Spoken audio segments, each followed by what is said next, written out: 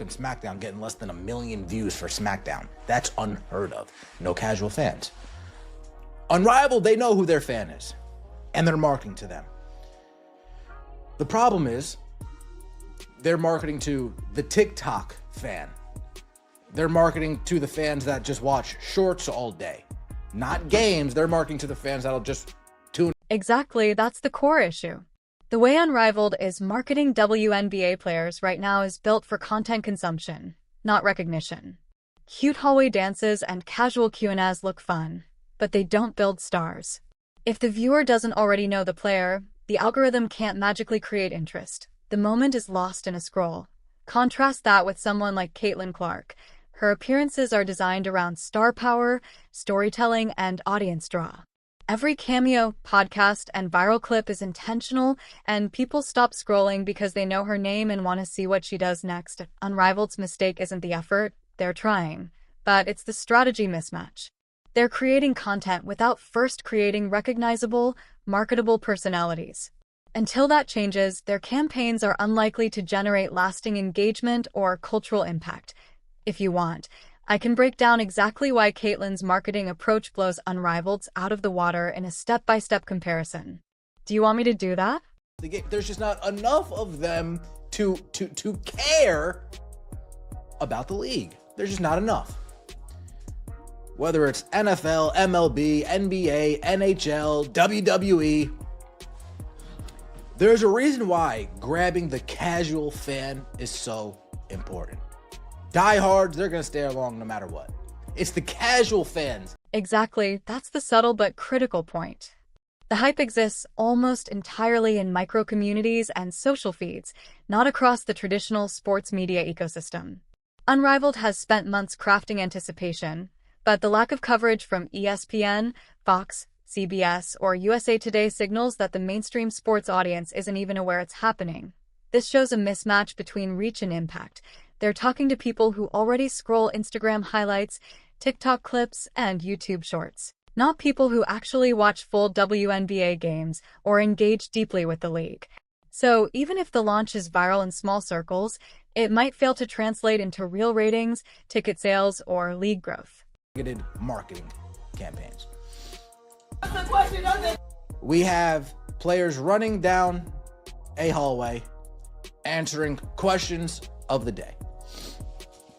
Thing number one, nobody will scroll this, and this is going to sound harsh.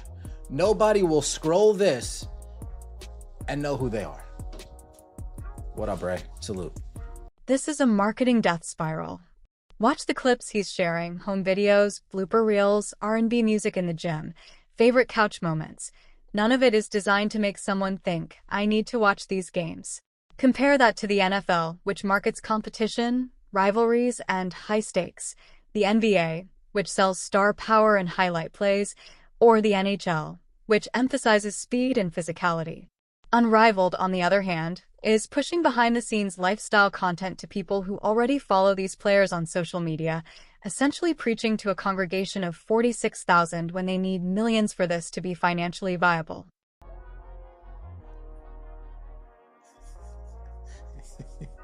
I mean, what up, Ray? Salute. Who wants to watch this stuff? Oh, dude. We got Natasha Cloud. Folks, this clip right here is like the only basketball clip that we're seeing here. There is one more else in there. A little home video for the cousins.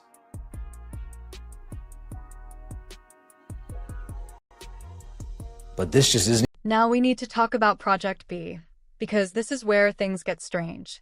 On December 5th, Sophie Cunningham revealed that Caitlin Clark wouldn't be playing in Project B. That same day, the league announced a new player signing, but then went completely silent for nearly a month. No new player announcements, no updates, nothing. Just scheduled posts that suddenly stopped. So what happened? Did the money dry up once investors realized Clark wasn't coming? Were their financial commitments contingent on landing her? Here's what we know about startup sports leagues. They live and die on their ability to secure star power and deliver on promises to investors. right? They're releasing players, right? Aneka, Alyssa, Jonquil Jones, Sophie Cunningham, Just Josiate, Leonie Phoebish. And then since December 5th, Project B has been absolutely quiet. Is this a sham league? I'm not going to go say that yet. I'm not going to say that yet.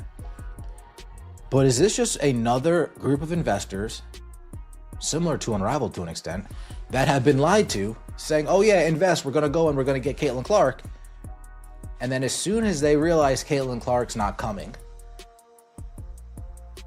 they maybe not necessarily take their money back.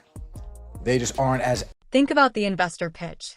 You're asking people to commit tens of millions of dollars to a new 3-on-3 league. Your entire business model likely includes projections that say if Caitlin Clark signs, viewership will hit X, sponsorship revenue will reach Y, and the league will break even by season 2. Then she doesn't sign. Suddenly, those projections are meaningless. Investors who pledged $50 million contingent on landing her don't deliver, and sponsors who wanted to be associated with the biggest name in women's basketball are renegotiating or walking away entirely. This isn't speculation. This is exactly how the sports business operates. Some of the stipulations that, yeah, we'll give you X amount if you get this player. We'll give you an additional X amount if you get this player. If this player doesn't come, then you don't get this amount, right? Well, Caitlin Clark didn't show up. So the projected, let's just say the projected $50 million that would have come in if Caitlin Clark did agree, well, that's not coming in now.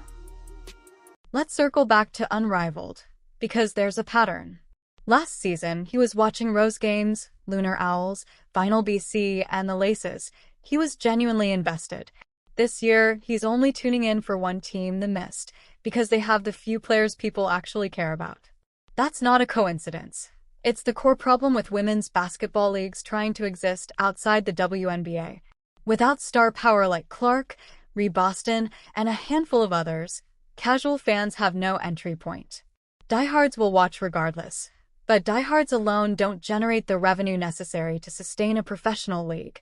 Within the league, that's the facts. The highlight crew is who they market to as well. Adam Silver admits it. The NBA, it's not even, don't even watch full games anymore. It's a highlight-driven league now. It's a highlight-driven league now. People don't even got to watch full games. They got to watch highlights. Yeah, that's why people say Adam Silver has kind of suffered within the NBA. But that's what's happening within the league. That's the fact. The highlight-driven audience is who they're marketing to. The NBA under Adam Silver is essentially the same. Fans don't watch full games anymore. They watch highlights.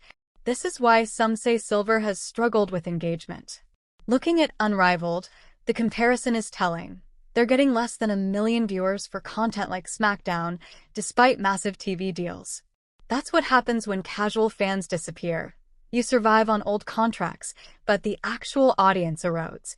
The WNBA is facing a similar issue, with regular season games outside of fever matchups drawing only 200,000 to 400,000 viewers, far from sustainable for a professional league.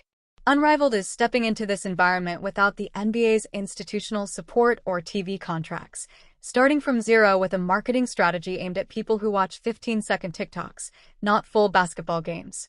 When it comes with a business, right, you kind of want to know who you're marketing to. You want to know who your audience is. And the problem that Unrivaled has actually is that they know who they want their audience to be. They are marketing to them.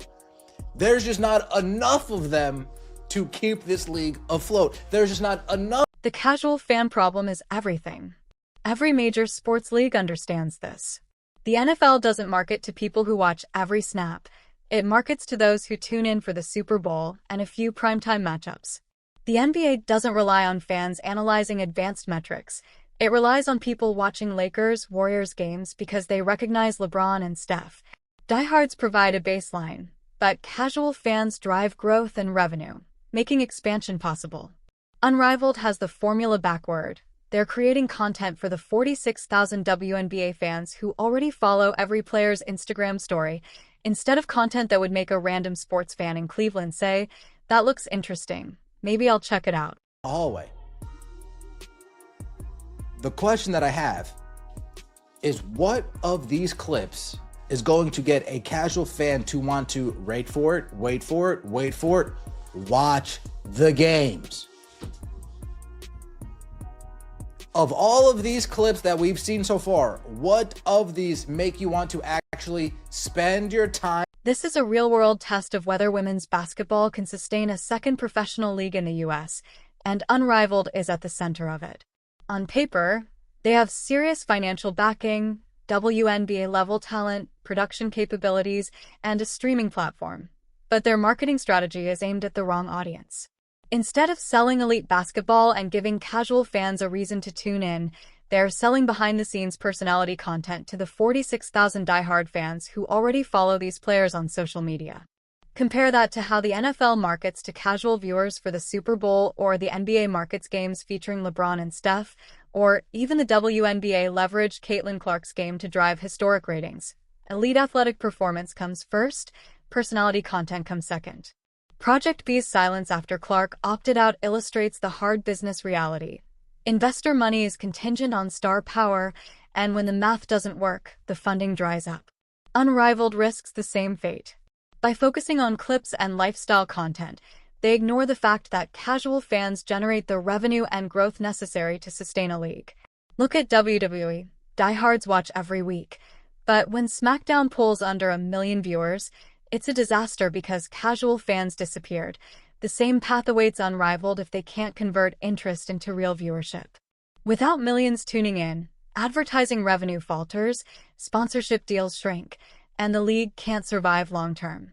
They might scrape by for a season or two on investor cash, but the league won't grow, and the narrative could reinforce the false idea that there's no audience for women's basketball beyond the WNBA. The stakes are bigger than a single 3-on-3 league.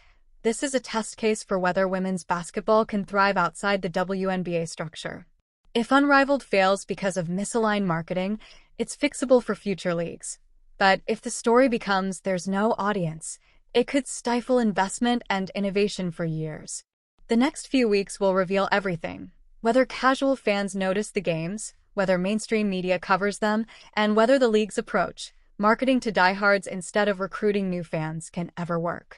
My prediction: they'll get their 50,000 diehards watching, scratch their heads about why the numbers aren't higher, and realize the answer was staring them in the face all along. You can't build a league on viewers who don't actually watch full games.